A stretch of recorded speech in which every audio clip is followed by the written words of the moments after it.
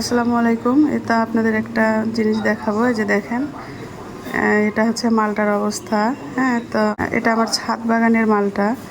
তো মালটাটা নামাতে অনেকটা লেট হয়ে গেছে, সেই জন্য মনে হয় এরকমটা হয়ে গেছে।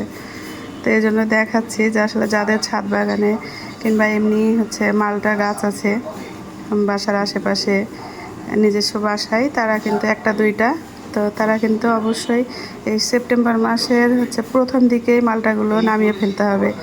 আমি আমার অভিজ্ঞতা থেকে বলছি, আমি যেহেতু ছাদ বাগান থেকে আমি 2-3 বছর আগে থেকে মালটাটা পাই, তা আমি যখনই দেখি যে আমি কয়েকটা রেখে দেই, কারণ দেখতে ভালো লাগে, সেই জন্য মনে হয় যে 2-1টা করে ছিঁড়ে ছিঁড়ে খাবো, কিন্তু আসলে না। তো যেগুলো সেপ্টেম্বর মাসের প্রথম দিকে খেয়েছিলাম সেগুলো কিন্তু খুবই ভালো ছিল, অনেক রস।